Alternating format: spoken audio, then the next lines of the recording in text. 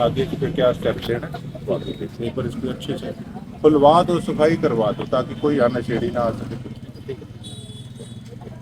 खाली आए नहीं जी, एक दो बार डेथ होगी, अंदर पड़ा रहा 2 दिन। बताया। हाँ यहाँ पे अभी एक्शन नगर परिषद आए हैं और कुछ हमारे ऑफिसर आए हैं नगर परिषद के। तो आज डिप्टी कमिश्नर सिरसा, उनसे भी मेरी मीटिंग है। और ये देखिए, ये तो बिल्कुल हार्ट ऑफ द सिटी है ये जगह जो है। और यहाँ के हालात आपने देखा कि अगर यहाँ पे अकेले कोई 2 जने 3 जने भी आए तो भी यहाँ डर के मारे एंटर नहीं कर पाएंगे, इतना बुरा हाल इस जगह का है।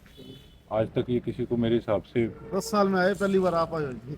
10 साल में मैं मेरे को तो 10 साल बहुत बार पहली बार एप्लीकेशन आप दे आए दी हो। जी, इसके अंदर बंदे मर आज तक जाते हैं तो जी, आया 2 बार तो बंदे मर गए यहाँ नशेड़ी। इसमें नशा और करने इतनी वाले बार एप्लीकेशन दे दी भी पहले कि बताते साहब वो हैं, मच्छर मार्केट बच्चे परेशान हो रहा है, बोला के यहाँ पे तसल्ली से। डेड बॉडी भी मिली, बहुत बुरे हालात हैं।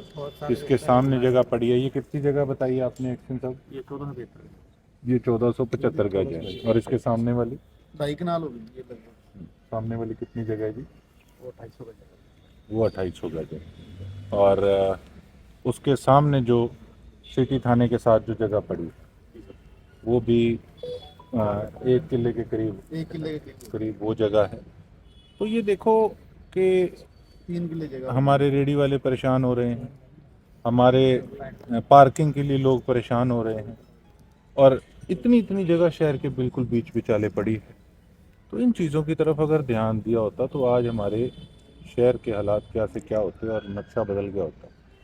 तो चीज़ों को वही मैं कह रहा हूँ कि खंगालने में भी समय लग रहा है, लेकिन अपनी तरफ से पूरा प्रयास मेरा जारी है। कहीं हम पार्किंग बनाने की सोच रहे हैं, कहीं हम रेडी वालों के लिए मार्केट बनाने की सोच रहे हैं। तो इन चीज़ों पे काम कर रहे हैं। अतिक्रमण को लेकर के सर लगातार आपके द्वारा जो चली हुई है। मैं क्या करूं?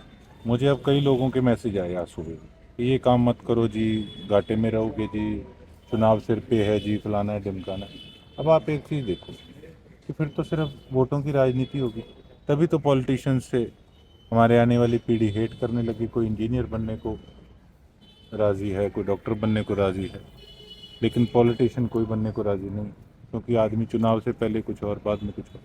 लेकिन अगर हम उन चीज़ों की चिंता करते रहेंगे वोटों की, तो हम काम नहीं कर पाएंगे। अब आप देखिए कि 10-10 फुट आगे से 3-4 सामान रखा हुआ है, लेके और पार्किंग के लिए कितनी बार हाथ जोड़ जोड़ कर सबको रिक्वेस्ट कर ली, पर कोई मानने को तैयार नहीं। तो क्या करें? अब ट्रैफिक जब जाम हो जाता है, गालियाँ तो एमएलए को पड़ेगी, क्योंकि हमने वोट लिए हैं। तो हमने भी व्यवस्था को बनाकर रखना है। अब आप बड़े शहरों में जाकर देखिए, कहीं आपने देखा है कि 10-12 फुट आगे सामान दुकान के बाहर पड़ा हो? शोरूम वाले भी नहीं मानते, वो भी 10-10 फुट आगे अपना सामान जो है वो रख लेंगे। उससे क्या कोई ज़्यादा सेल हो जाएगी?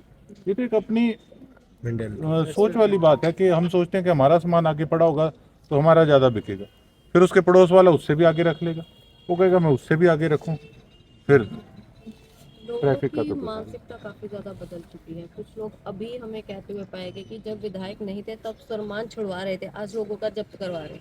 नहीं, इस चीज को छुड़वा कैसे मैं बदलवाया उसका रहा जाएगा? था जी, जो कमेटी वाली गली है जी वहाँ फट्टे मैंने छुड़वाए थे। जी मैं खुद एज एमएलए वहाँ आप जाके भी आया हूँ जब उनके फट्टे जब्त किए गए। मैं जाके आया हूँ, उनको मैंने कहा है कि आप अपने फट्टे पीछे करके लगा लो, मैं उनको छुड़वाऊंगा। तो ये पहले भी जब वहाँ पे रोला पड़ा था, उसी चीज़ का पड़ा था कि पीली पट्टी से पीछे आप लगा लो, वो फट्टे वाले भी कहाँ जाएं। लेकिन जो दुकान वाला है या जो शोरूम वाला है, वो आदमी भी अगर 10 फुट सामान अपना बाहर निकाल के लगाएगा, फिर को कुछ मर्जी बोलता रहे। देखो, आदमी को अपना माइंड मेकअप करके चलना पड़ेगा कि मैंने काम किस प्रकार से करना है। कोई कुछ बोलता रहे। अब हमने एक गली पकड़ी थी, अब विपक्ष वाले भूमिका बना रहे हैं कि किस प्रकार से एमएलए को हमने इस लपेटे में लेना है। अब बता रहे हैं जी वो कोई हमने और गली बनाई थी अगली वाली, हमने उसकी पेमेंट करी।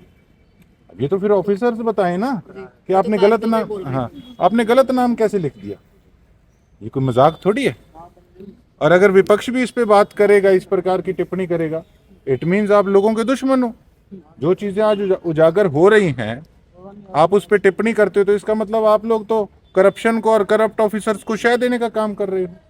तो कुल मिला के देखो, मैंने एक बात कही कि ज़्यादा चिंता करनी नहीं, अब का सोचना है। कल का किसने देखा है, कल क्या ना हो ना हो। तो लोगों ने जो मैंडेट दिया है उस पर सही ढंग से मैंने काम करना है, मुझे इतना पता। क्या मानते हैं सर, कितनी मुश्किलों का सामना करना पड़ रहा है शहर की जो रूपरेखा है बदलने के लिए? आपके सामने है।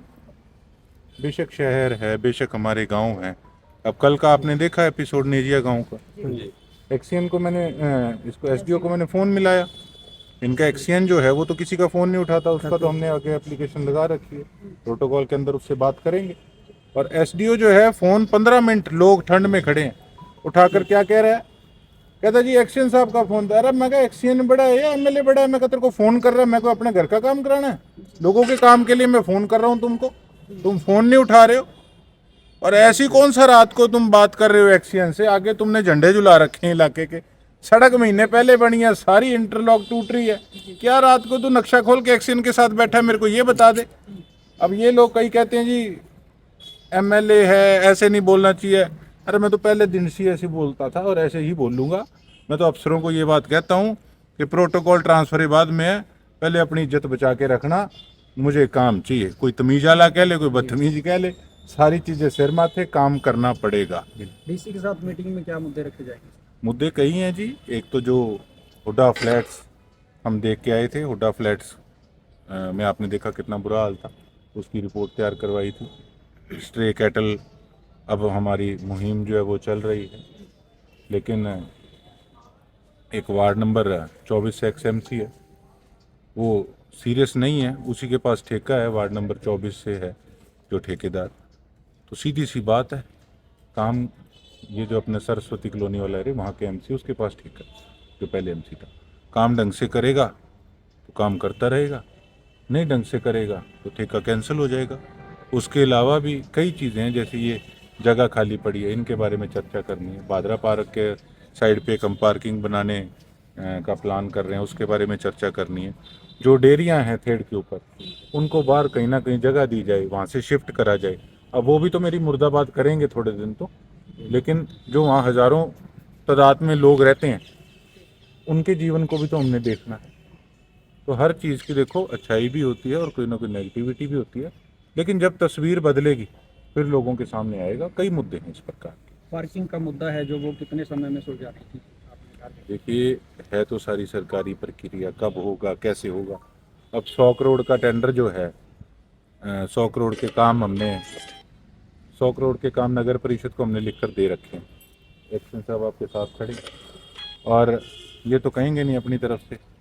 पूर्व विधायक और उनका भाई रोज इनके साथ फ़ोन करके इनको धमकाने का काम करता है। ये ऐसे लीडरों को मैं कहना चाहता हूँ कि अपनी इज्जत अपने हाथ में होती है। जो आज पाठ पढ़ाते हैं ना कि अफसरों के साथ किस तरह से व्यवहार करना है, हम तो जनहित में बात करते हैं, और ये तो अपने निजी स्वार्थ के लिए बात करके और अफसरों को धमकाने का काम करते हैं। बेशक वो एक्सीएन है, बेशक वो कोई और ऑफिसर है, हमें काम से मतलब है और उसके अंदर किसी तरीके से कोई कोताही नहीं बरती जाएगी। किसी अफसर को किसी प्रकार से इनसे डरने की ज़रूरत नहीं है। कलम सरसा की जनता ने अपने भाई के, अपने बेटे के हाथ में दी है, और सरकार भी अच्छे से जानती है कि कौन जनहित में काम करता है और कौन निजी हित में काम करता है। Thank you.